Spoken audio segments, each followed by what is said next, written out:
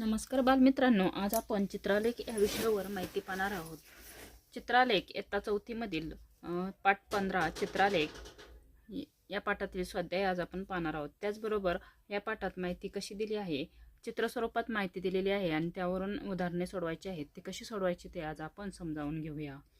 यामध्ये चित्रालेख म्हणजे तुम्हाला चित्र वगैरे काढायला आवडत असतील तसेच काही चित्र दिलेले असतात आणि त्या एका चित्राला प्रमाण दिलेले असते आणि त्यावरून आपल्याला उत्तरे शोधायची आहेत. तर इथे दुकानाचा प्रकार, दुकानाची संख्या, खाद्यपदार्थ 5, खेळणी 3. आता वरील जी माहिती आहे ती तुम्ही वाचू शकता. पहा, खेळणी 3, कपडे 2, इतर 5. आता नर्सिंगने तोच तक्ता चित्रे वापरून आकर्षक केला. म्हणजे दुकानाचा प्रकार आणि दुकानाची संख्या. 5 खाद्यपदार्थ 5 आहेत म्हणून इथे 5 चित्र काढले आहेत. 1 2 3 4 5 अशी 5 चित्रे काढली आहेत. खेळणी 3 आहेत म्हणून खेळण्याची 3 चित्रे काढलेली आहेत. 1 2 3.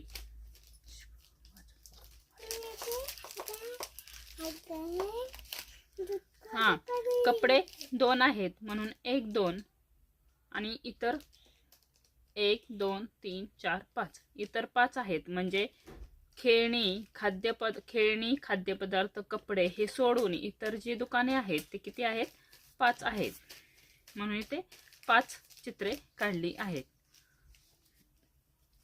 पण या चित्रांचा अर्थ काय? हे चित्र कशासाठी काढले हे आपण समजून घेऊया. एक चित्र म्हणजे एक दुकान. आता इथे जे चित्र आहे, एक चित्र बरोबर एक दुकान. मग 5 दुकाने आहेत म्हणून 5 चित्र काढलेत. आता खेळणी 3 आहेत मग 3 चित्रे काढली आहेत. म्हणजे एक चित्र बरोबर एक खेळणी. कपडे 2 आहेत म्हणून 2 चित्रे. एक चित्र बरोबर एक कापड. 2 कपडे आहेत म्हणून 2 चित्रे. आणि हे तिन्ही पण सोडून इतर जे आहेत ते किती आहेत? 1 2 3 4 5 इतर 5 दुकाने आहेत. असा या चित्राचा अर्थ होतो. आता अशाच माहितीवरून आपण स्वाध्याय सोडवणार आहोत. आता इकडे तुम्ही पहा, इथे काही चित्र दिले आहेत. झाडांची संख्या. गुलाबाची झाडे आहेत 1 2 3 4. जास्वंद आहेत 1 2. सदाफुली आहेत 1 2 3. मग इथे सदाफुलीची 3 झाडे आहेत का? तर नाही आहेत. इथं एक झाड, इथं प्रमाण दिले आहे. 10 झाडांसाठी एक चित्र. म्हणजेच एक फूल बरोबर 10 झाडे. मग गुलाबाचे असे किती झाडे आहेत? एक फूल बरोबर 10 झाडे धरायची आहेत. मग 10 10 20 20 आणि 10 30 30 आणि 10 40. गुलाबाची 40 झाडे आहेत. जास्वंद एका फुलासाठी 10 झाडे. मग जास्वंदची 10 आणि 10 20. सदाफुलीची 10 20 30 अशी झाडे होतात. यावरच आधारित स्वाध्याय आपल्याला पुढे दिले आहे. तो आपण सोडवून पाहूया. पहा, इथे स्वाध्याय आहे. पुढील तक्त्यातील माहिती समजून घेऊन त्याखालील प्रश्नांची उत्तरे लिहा. एका गावातील लोकांनी पूरग्रस्तांसाठी मदत जमा केली. त्याचा चित्ररूप तक्ता. आता मदतीचे स्वरूप. मदत करणारी कुटुंबे. औषधे. आता इथे सांगितलं आहे एक चित्र म्हणजे एक चित्र बरोबर 20 कुटुंबे असं प्रमाण आपल्याला धरायचं आहे. म्हणजे यातील जे एक चित्र आहे त्याच्या जागेवर 20 कुटुंबे हे प्रमाण धरायचं आहे. औषधे 1 2 3. मग ही 3 चित्र आहेत. 1 बरोबर 20 म्हणून 20 आणि 20 40. 40 आणि 20 60. मग किती कुटुंबांनी मदत म्हणून औषधे दिली? पहिला प्रश्न आहे, किती कुटुंबांनी मदत म्हणून औषधे दिली? तर 60 कुटुंबांनी. आता आपल्याला लिहायचं आहे 60 कुटुंबांनी मदत म्हणून औषधे दिली. आता खाद्यपदार्थ किती चित्र आहेत? 1 2 3 4. एक चित्र बरोबर 20. 20 आणि 20 40. 60 आणि 80. म्हणजेच 20 चौक 80. हे 4 चित्र आहेत त्यामुळे 20चा पाढा 4 पर्यंत म्हणायचा. 20 चौक 80. कोणत्या स्वरूपातील मदत करणारी कुटुंबे सर्वात जास्त आहेत? तर खाद्यपदार्थाची मदत करणारी कुटुंबे सर्वात जास्त आहेत. तिथे लिहायचं खाद्यपदार्थ. किती आहेत? 80 कुटुंब आहेत. त्यानंतर आहेत कपडे. कपड्याचे 2 चित्र आहेत, म्हणजेच 20 आणि 20 40. आणि इतर आहेत 1 2 3, म्हणजेच 20 आणि 20 40 आणि 20 60. म्हणजे औषधे, खाद्यपदार्थ, कपडे सोडून इतर मदत करणारे किती आहेत? 60 आहेत. मग कोणत्या प्रकारची मदत तिसरा प्रश्न आहे, कोणत्या प्रकारची मदत करणारी कुटुंबे सर्वात कमी आहेत? तर कोणत्या प्रकारची कमी आहेत? इथं आपल्याला कोणती चित्रे कमी दिसत आहेत? हे 2 चित्र दिसत आहेत, म्हणजे 20 आणि 20 40. म्हणजे कपडे, इतर यायचं कपडे. कोणत्या प्रकारची मदत करणारी कुटुंबे सर्वात कमी आहेत? तर कपडे, असं उत्तर याचं येईल. दुसरा प्रश्न आहे, एका खेड्यातील 160 घरांमध्ये स्वयंपाकासाठी कोणते इंधन वापरतात? त्यांच्या माहितीचा तक्ता. 160 घरांमध्ये स्वयंपाकासाठी कोणते इंधन वापरतात? आता एक घर बरोबर प्रमाण दिले आहे, इथं एक घर बरोबर 10 घरे, म्हणजे इथं जे एक घर आहे त्याच्याबरोबर आपल्याला 10 घरे असं गृहीत धरायचं आहे. मग गॅस वापरणारी घरे किती आहेत? 1 2 3 4.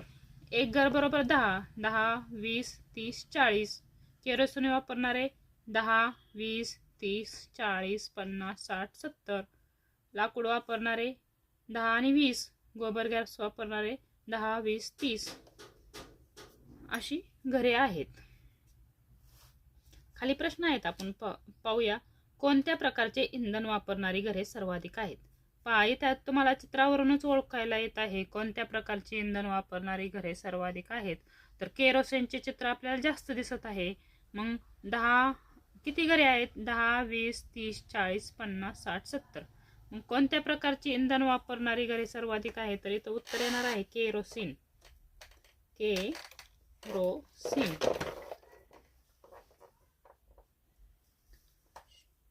गोबर गॅस वापरणारी घरे किती? आता गोबर गॅस वापरणारी घरे 10 20 30. किती आहेत? 30. गोबर गॅस वापरणारी घरे 30 आहेत, असं उत्तर तुम्ही लिहायचं आहे. गॅस वापरणारी घरे किती? फक्त गॅस वापरणारी घरे किती आहेत? 10 20 30 40. फक्त गॅस वापरणारी घरे आहेत 40. इथे उत्तर लिहायचे आहे 40. गॅस वापरणारी घरे 40 आहेत. पुढील प्रश्न आपण सोडवूया. एका गावातील शेतकरी शेतात कोणते पीक घेतात याची माहिती देणारा तक्ता. आता पीक आणि शेतकरी यांची संख्या लिहिली आहे. पीक ज्वारी, कडधान्य, भाजीपाला. आता एक शेतकरी बरोबर प्रमाण दिलं आहे. एक शेतकरी म्हणजे 10 शेतकरी. जे एक चित्र आहे त्याच्याबरोबर 10 शेतकरी असं गृहीत धरायचं आहे. मग ज्वारी काढणारे शेतकरी किती आहेत? 10 20 30. ज्वारी काढणारे शेतकरी आहेत 10 20 30. कडधान्य काढणारे शेतकरी किती आहेत? 10 20.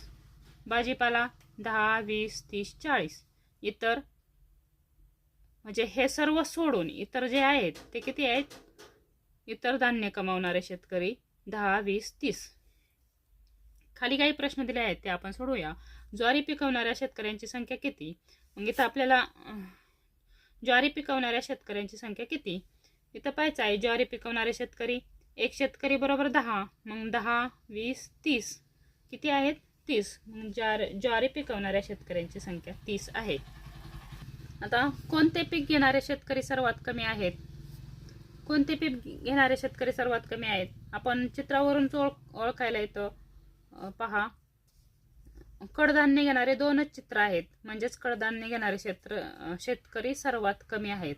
किती आहेत? 10 आणि 20. म्हणजे कोणते पीक घेणारे शेतकरी सर्वात कमी आहेत या प्रश्नाचं उत्तर लिहायचं आहे. कडधान्य घेणारे शेतकरी सर्वात कमी आहेत. इथं लिहायचं आहे कडधान्य. तिसरा प्रश्न आहे, भाजीपाला पिकवणारे शेतकरी कडधान्य पिकवणाऱ्या शेतकऱ्यांपेक्षा किती जास्त आहेत? तर भाजीपाला पिकवणारे शेतकरी किती आहेत आपण पाहूया. 10 20 30 40. आणि कडधान्य पिकवणाऱ्या शेतकऱ्यांपेक्षा, तर कडधान्य पिकवणारे आहेत 20.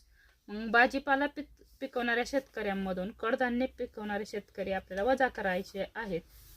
भाजीपाला पिकवणारे शेतकरी किती आहेत? 10 20 30 40.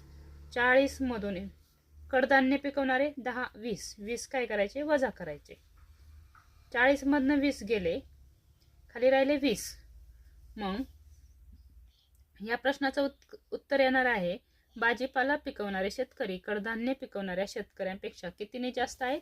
20ने जास्त आहेत. 20ने जास्त आहेत.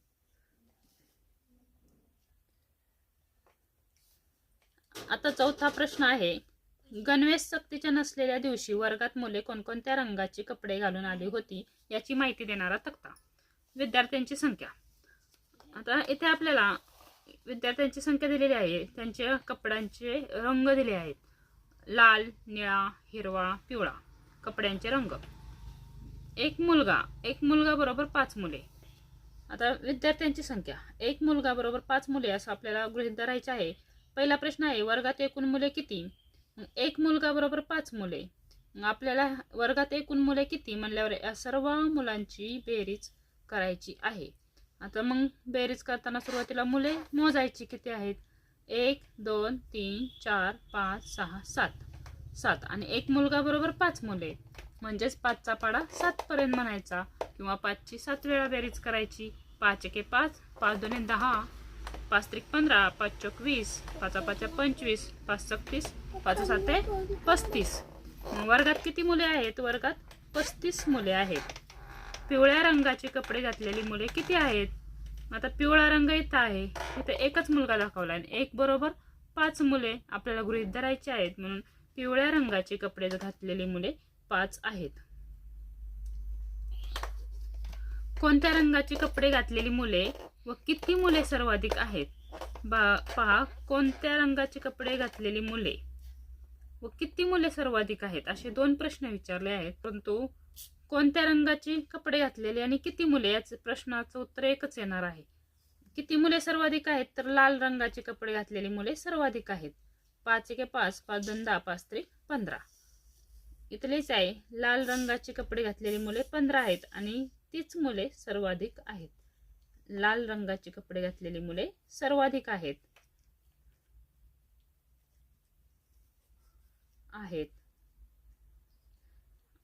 आणि किती आहेत? ती किती आहेत? 15 मुले आहेत. 15 मुले आहेत.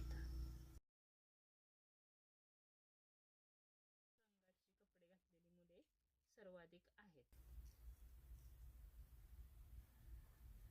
तुम्ही लिहायचं आहे, लाल रंगाचे कपडे घातलेली मुले सर्वाधिक आहेत. ती किती आहेत? तर 15 मुले आहेत असं उत्तर तुम्हाला लिहायचं आहे. इथे आपला स्वाध्याय संपलेला आहे. असे स्वाध्याय पाहण्यासाठी आपल्या चॅनलला सबस्क्राईब करा, लाईक करा, शेअर करा. थँक्यू.